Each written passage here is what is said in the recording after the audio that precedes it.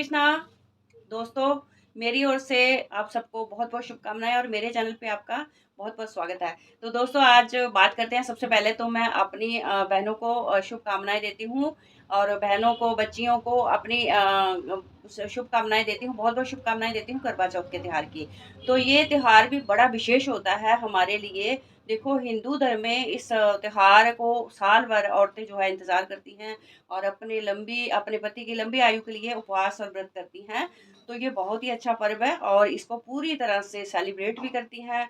गहनों से, कपड़ों से 16 श्रृंगार करके तैयार होती हैं। उस दिन अपनी पूरी पूरी अपनी जैसे शादी में औरतें तैयार होती हैं, लाल जोड़े में वैसे ही तैयार होती हैं। तो अपने पति की लंबी आयु के लिए ये व्रत करती हैं। तो आज मैं थोड़ा सा आपको एक मुबारकबाद देती हूँ बहुत बहुत करवा चौथ की और आने वाले इस पर्व की। और सबके लिए ठाकुर जी सुख समृद्धि बनाए रखे। और माँ चौथ, माँ पार्वती, माँ गौरी माता की पूजा की जाती है। माँ गौरी सबकी इच्छाएं पूर्ण करे और सभी के पतियों की लंबी आयु करे, सबको लंबी आयु प्रदान करे और कोई भी कष्ट ना आए, ऐसी मेरी आप सबके लिए कामना है। तो थोड़ा सा अपने देखो, अपने अपने प्रांत का अलग अलग, अपने अपने जगह का अलग अलग महत्व होता है। हर जगह में त्योहार अपने हिसाब से मनाए जाते हैं, अपनी प्रथा से मनाए जाते हैं। तो जैसे आपकी कोई रीति हो, जैसे आपकी कोई प्रथा हो, तो उस तरह आप त्योहार मना सकते हो। मतलब कि वैसे आप मना सकते हो, पर मैं जो शास्त्रीय विधान है वो ही आपको थोड़ा सा बताने जा रही हूँ कि हमारे शास्त्रों में कैसे लिखा है और क्या लिखा है। तो उसके बारे में मैं थोड़ा सा आपको बताना चाहती हूँ कि सबसे पहले तो ये होता है कि करवा चौथ के दिन सबसे पहले हमें 3 बजे तक उठ जाना चाहिए। 3 बजे से लेके 4 बजे तक हमें नहा के पूजा करके गौरी माँ की पूजा करनी चाहिए, शिव शिव पार्वती कार्तिकेय और गणपति जी की पूजा करनी चाहिए। सबसे प्रथम गणपति जी और इसमें गौरी माता और शिव जी की पूजा की जाती है।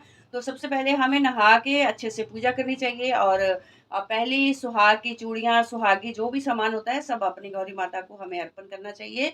और जो कुछ हमने फिर सरगी खाने का होता है, सुबह-सुबह की थोड़ा सरगी औरतें खाती हैं, उसको सरगी बोलते हैं। पर सुबह-सुबह थोड़ा-सा कुछ ना कुछ बनता है घर में। अपने-अपने हिसाब से जो खाना होता है वो बनता है, कोई पूरी बनाता है, कोई पराठा बनाता है, कोई रोटी बनाता है। तो इसमें बना के कुछ मीठा भी बनता है, तो उसमें सरगी खाई जाती है। और सरगी खाने के बाद 4 बजे पूजा करके सरगी खा लेनी चाहिए। तो ये आपको ये व्रत ज़रूर करना चाहिए अपने पति की लंबी आयु के लिए।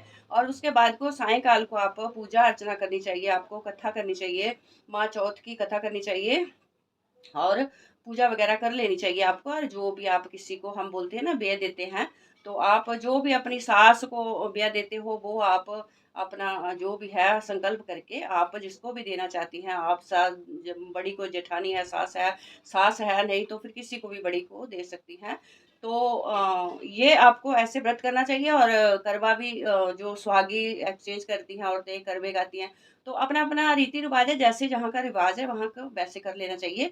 और सबसे बड़ी ये चीज़ है कि माता पार्वती की इस दिन पूजा करनी चाहिए, मंदिर भी जाना चाहिए और माता पार्वती को, माँ गौरी को सुहाग की चूड़ियाँ और पूरा सुहाग का सामान हमें अगर चुनरी सहित अर्पण करें तो बहुत अच्छा है, लाल चुनरी सहित, नहीं तो पूरा सुहाग का सामान उनको अर्पित करें और उनकी पूजा करें और उनसे आशीर्वाद माँगे। देखो, जितनी भी माँ चौथ है, और आपने कथा में भी उसमें सुनते हो कि कथा में कैसे-कैसे इसमें पानी भी नहीं पीते हैं सारा दिन। एक बार आपने सुबह अपना फास्ट स्टार्ट कर लिया तो उसके बाद पानी भी नहीं पीना है, शाम तक आपको बिल्कुल ही निराधार रहना है, कुछ भी नहीं खाना-पीना है, पानी भी नहीं पीना है। और इसका आपने देखा कि कथा में है कि गलती से भी कोई गलती नहीं होनी चाहिए इसमें, तो इसका हमें दोष लगता है। तो फिर आपको सायंकाल को पूजा अर्चना करके उसके बाद फिर रात को जब भी चाँद निकलता है उसको आप चाँद की पूजा करके छलनी से अर्घ देके चाँद को और अपने पति का, उसके बाद में चीरा देके आप पानी पी सकती हैं। उसके बाद ये विधान है। तो ये तो शास्त्रीय विधान है, बाकी अपनी जैसी-जैसी प्रथा है वैसे ही कर लेना चाहिए। अपने सीधे मन से करना चाहिए, अपना जैसे कहते हैं ना कि रिवाज और रीति-रिवाज अपने मन के, अपना जैसे सीधा मन है, आपकी प्रथा है वैसे ही करिए।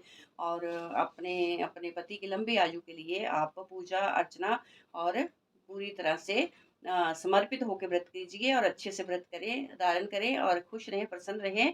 और उस दिन ना कोई भी आपके दिमाग में कोई भी ऐसी चीज़ या कोई भी ऐसी हर चीज़ मतलब आपकी कोई टेंशन है, जो कोई प्रॉब्लम है, उसको भी दूर रखिए। अगर पति-पत्नी में भी कोई प्रॉब्लम है, तो उसको भी आप दूर रखिए और अपने पति के लंबी आयु के लिए फास्ट करें, व्रत करें, उनकी लंबी आयु के लिए। और कोई गुस्सा, गिला कुछ भी है आपको, अगर आपके बीच में कोई प्रॉब्लम भी चल रही है तो उस दिन सब खत्म कर दें और अपने पति के लिए समर्पित हो जाइए और अच्छे से व्रत करिए और उन्हें खुश रखिए, प्रसन्न रखिए और उनकी सेवा करिए और खुश रखिए, प्रसन्न रखिए उनको और उनकी बात को ना काटें। तो ये भारतीय नारी का एक देखो संस्कार है भारतीय नारी का कि पति का मान-सम्मान, उनकी बात का उनकी बातों का मान रखना चाहिए, उनका मान-सम्मान करना चाहिए पत्नी को और जैसे भी हो चलो कोई बात नहीं है, कई बातें हो जाती हैं तो पत्नी धरती का रूप होती है, उसे हमेशा ही शांत स्वरूपा माना जाता है, तो उसे शांत रहना चाहिए धरती माँ की तरह, उसमें सहनशीलता बहुत होनी चाहिए। तो आप भी सहनशीलता रखिए, अगर पति के साथ कोई मनमुटाव कोई भी बात है तो मैं कहती हूँ कि इस करवा चौथ पे आप व्रत रखिए और दिल से उन्हें स्वीकार करें और दिल से उनके लिए व्रत रखें, उनकी लंबी आयु के लिए। तो माता रानी माँ गौरी माता रानी सब ठीक करेगी और उनकी कृपा से आपको आशीर्वाद मिलेगा। तो इसी के साथ मैं आपसे इतना ही कहती हूँ, मैं आपसे विदा लेती हूँ और ये वीडियो मैंने आपको मुबारकबाद देने के लिए बनाया था और जो-जो चीज़ें हैं शास्त्रीय मैंने आपके साथ शेयर करी हैं। तो वैसे तो देखो जो प्रथा चली आ रही है सबको पता ही होता है, अपने-अपने ढंग से ही करते हैं, पर फिर भी मैंने आपके साथ शेयर किया है और आपको मैं फिर से मुबारकबाद देती हूँ। अपनी सभी बहनों को मुबारकबाद देती हूँ करवा चौथ पे कि अगर कोई गुस्सा गिला कुछ भी है गिला तो वो उसको एक साइड पे रख के अपने पति के लिए समर्पित हो जाइए और उनकी पूरी तरह से तन मन से उनके लिए प्रार्थना करें भगवान से। तो इसी के साथ मेरे साथ जुड़े रहने के लिए आपका बहुत-बहुत शुक्रिया। फॉलो करें, लाइक करें, शेयर करें और मेरे साथ जुड़े रहने के लिए आपका बहुत-बहुत धन्यवाद करती हूँ मैं। तो इसी के साथ फिर मिलते हैं। जय श्री कृष्ण।